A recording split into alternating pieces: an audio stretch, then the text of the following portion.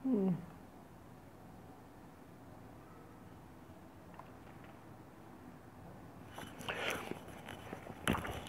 Morning students.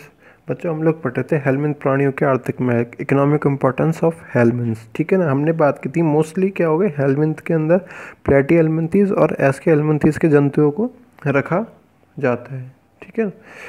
एस्के helminths और प्लेटी helminths के जंतुओं को रखा जाता है, जिसमें हमने कुछ देख लिए थे। फर्स्ट देखा था इसमें हमने पॉलीस्टोमा। ठीक है ना। पॉलीस्टोमा देखा था, जो कि क्या था, किसी जंतु जैसे कि मेंढक हो गया, शिप और टर्टल्स की बात की जाए तो इसके यूरिनरी ब्लैडर पे अंतः परजीवी के रूप में पाया जाएगा। फिर होता है एक फेसियोला हिपैटिका, जिसे हम लोग लीवर फ्लूक भी बोलते हैं। भेड़ की आंत्र पर जो इंटेस्टाइन होती है, या कह सकते हैं यकृत पर भी, लिवर पर भी क्या होता है, आंतरिक रूप से परजीवी एंडोपैरासाइट के रूप में पाया जाएगा, ब्लड को सक करने का कार्य करेगा।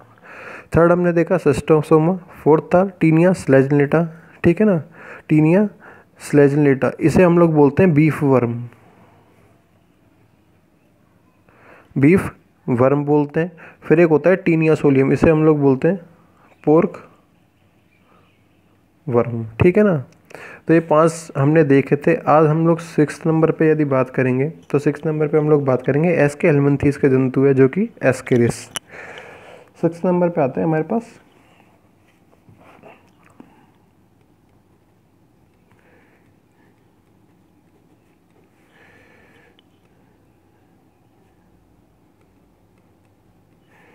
एस्केरिस। ठीक है ना। एस्केरिस के लिए यदि बात की जाए तो एस्के हेलमिंथीज का प्राणी है। इसी के नाम पे हमने क्या रखा गया है, एस्के हेलमिंथीज ग्रुप या फाइलम का नाम दिया गया है, जो कि इसे बोला जाता है राउंड वर्म। इसे बोला जाता है राउंड वर्म या गोल कृमि बोला जाता है। शिशु जो होते हैं, बच्चे जो होते हैं, इन्फेंट जो होंगे, उसमें क्या होगा, अधिक पाया जाएगा। और साथ ही साथ एक डिजीज़ होती है एस्केरिएसिस। एस्केरिएसिस उत्पन्न करेगा, जिससे इनकी जो इंटेस्टाइन होगी, इसके अंदर इन्फ्लामेशन, सूजन की क्रिया होगी और कुछ मात्रा में ब्लीडिंग भी होगी। ठीक है ना। रोग जब अधिक हो जाएगा तो इसमें पेट दर्द हो सकता है, उल्टी आ सकती हैं, वॉमिटिंग्स, चक्कर आना, बुखार जैसे भी लक्षण हो सकते हैं। ये होता है एस्केरिस लिम्ब्रिकॉइडनिस के द्वारा। एस्केरिस का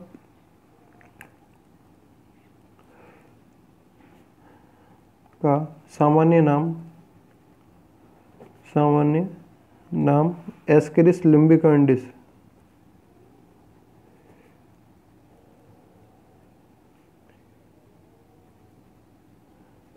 एस्केरिस लिम्बिकॉइडिस, जिसे हम लोग बोलते हैं राउंड वर्म गोलकृमि होता है। एस्केरिस लिम्बिकॉइडिस गोलकृमि होता है। यह है मनुष्य में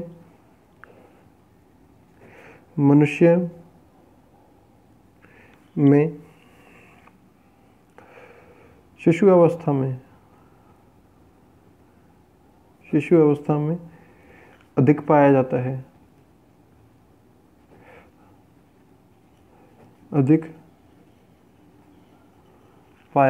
शिशु अवस्था में क्या होगा, अधिक पाया जाता है। वह एस्केरिएसिस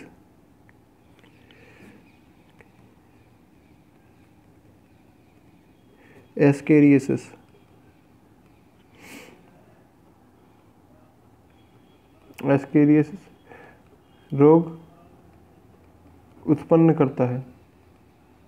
एस्केरिएसिस रोग उत्पन्न करता है, जिससे आंत्र में सूजन, इन्फ्लामेशन ऑन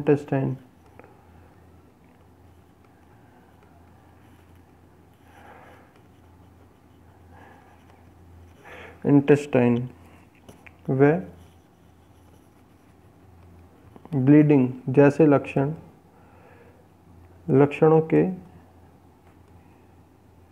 साथ चक्कर आना, पेट दर्द, उल्टी पेट दर्द, उल्टी जैसे लक्षण उत्पन्न होते हैं, ठीक है ना। इसके जैसे क्या होंगे, यहाँ पे लक्षण उत्पन्न होंगे।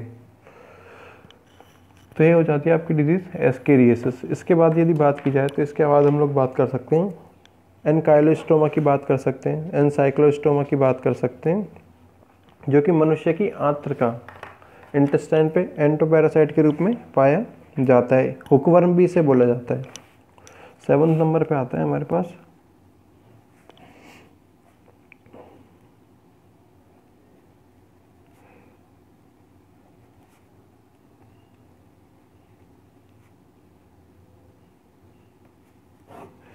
एनसाइक्लोस्टोमा। हुकवर्म इसका कॉमन नेम है, क्योंकि हुक समान इसके सकर्स पाए जाते हैं। हुकवर्म, हुकक्रमी भी बोल सकते हैं, ठीक है ना। यह मनुष्य की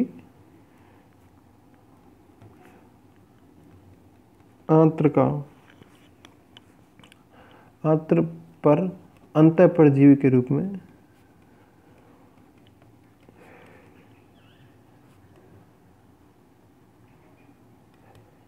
एंडोपैरासाइट के रूप में पाया जाता है, ठीक है ना। एंडोपैरासाइट के रूप में पाया जाएगा। नेक्स्ट होता है हमारे पास वाउचेरिया बैंकॉफ्टाई, जो कि आपने बहुत ज़्यादा पढ़ा है।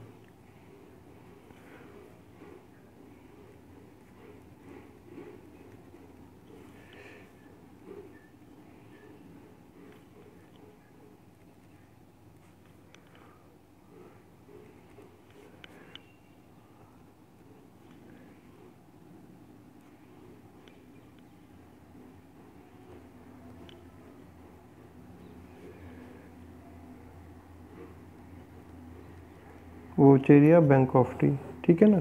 इसी को बोलते हैं हम लोग एलिफेंटिएसिस भी बोलते हैं, क्योंकि मनुष्य यदि इससे ग्रसित होगा तो उसका पाँव में सूजन होकर कैसा हो जाएगा, वो हाथी के पाँव के समान फूल जाएगा, ठीक है ना। इसको मनुष्य के शरीर तक लाने के लिए एक पैथोजेनिक कैरियर की आवश्यकता होती है, और वो पैथोजेनिक कैरियर या कह सकते हैं मध्यस्थ परपोषी इंटरमीडिएट होस्ट की यदि बात की जाए तो वो मच्छर होता है, ठीक है ना। मच्छर होता है। ये मच्छर अपना जो ब्लड को सक करता है, ब्लड को सक करने के लिए क्या करता है, अपने जो मैग्जिलाज हैं इनको बॉडी के अंदर एंटर करेगा, जिससे जो लिम्फ वेसल्स होंगी, लसिका ग्रंथियाँ होंगी, लसिका वाहिनियाँ होंगी, ये इसके संपर्क में आएंगी और ये वाउचेरिया बैंकॉफ्टाई को मनुष्य के अंदर एंटर कर देगा, ठीक है ना।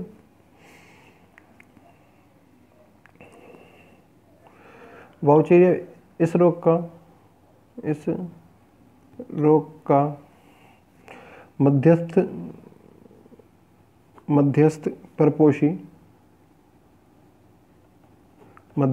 परपोषी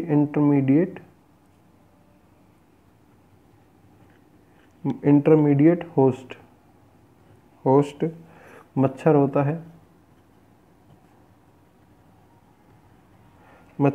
होता है। यह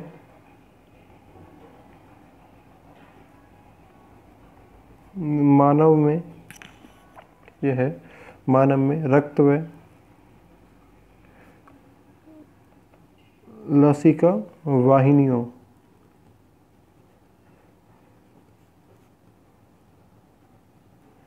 लिम्फ वेसल्स का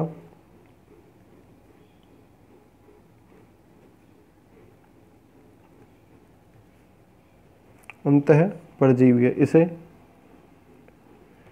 हाथी पांव एलिफेंटिएसिस भी कहते हैं, क्योंकि इस रोग में रोगी व्यक्ति का पांव सूजकर हाथी के पांव के समान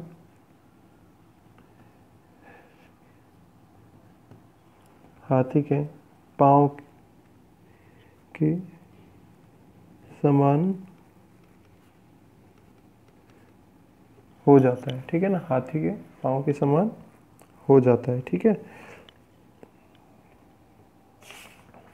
फिर 9th नंबर पे आता है हमारे पास ड्रैकोनकुलस मेडिनेंसिस। ड्रैकोनकुलस मेडिनेंसिस जिसे हम लोग बोलते हैं बाला या नारू भी बोलते हैं, जो कि गंदे पानी के कारण होता है, मनुष्य के अंदर प्रवेश करता है। गिनिया वर्म इसका सामान्य नाम है। तो नेक्स्ट है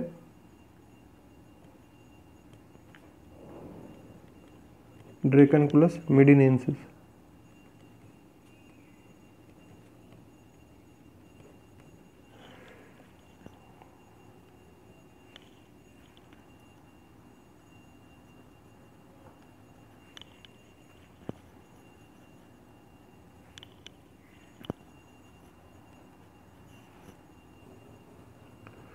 ड्रैकोनकुलस मेडिनेंसिस सामान्य नाम की बात की जाए, यदि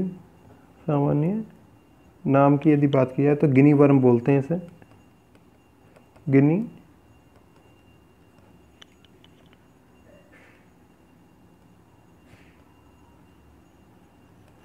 वर्म इसका सामान्य नाम है, ठीक है ना। या बाला या नारू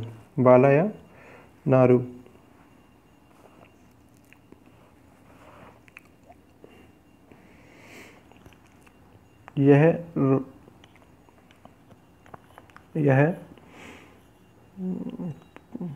जीव गंदे पानी में, गंदे कह सकते हैं या दूषित, कंटेमिनेटेड वाटर, गंदे पानी में पाया जाता है, जहाँ से यह मनुष्य के शरीर में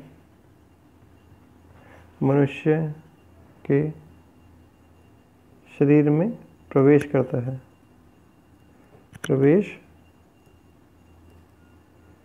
है, ठीक है ना, जहाँ से क्या करेगा, मनुष्य के शरीर में प्रवेश करता है। इससे रोगी व्यक्ति को वॉमिटिंग,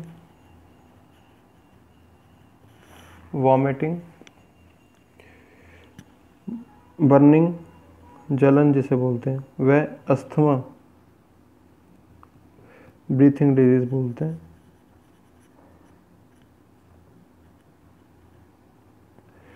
रोग उत्पन्न हो जाते हैं, ठीक है ना। ये क्या हो जाते हैं, रोग उत्पन्न हो जाते हैं। फिर आता है एक रोग जो कि नेत्र को प्रभावित करता है, और वो है एक नेत्र कमी बोलते हैं, इसे हम लोग आई वर्म बोलते हैं, लोआ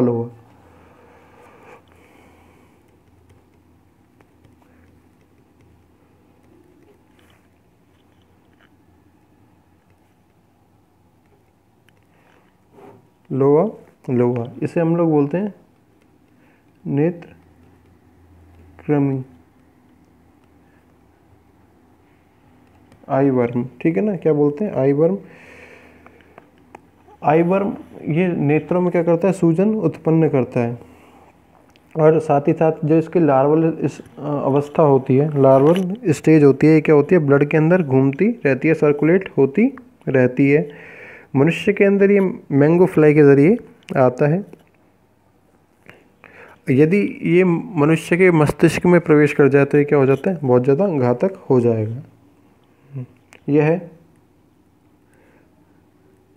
नेत्रों में पाया जाता है। इसका लार्वा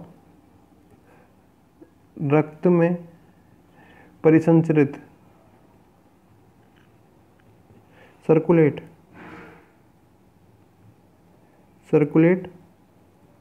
होता रहता है। लोआ के मस्तिष्क में पहुंचने की स्थिति में,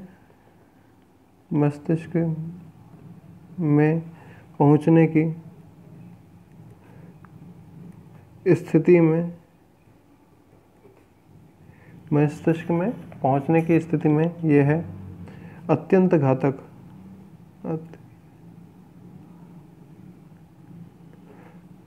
अत्यंत घातक सिद्ध होता है, अत्यंत घातक सिद्ध होता है। तो ये क्या हो जाता है आपका, यहाँ पे जो मुख्य रोग थे हेलमेंथ से होने वाले, तो ये यहाँ पे क्या हो जाते हैं, पूरे हो जाते हैं। ठीक है ना। बाकी नेक्स्ट वीडियो से हम लोग नया चैप्टर स्टार्ट करेंगे। आज के लिए इतना ही, धन्यवाद।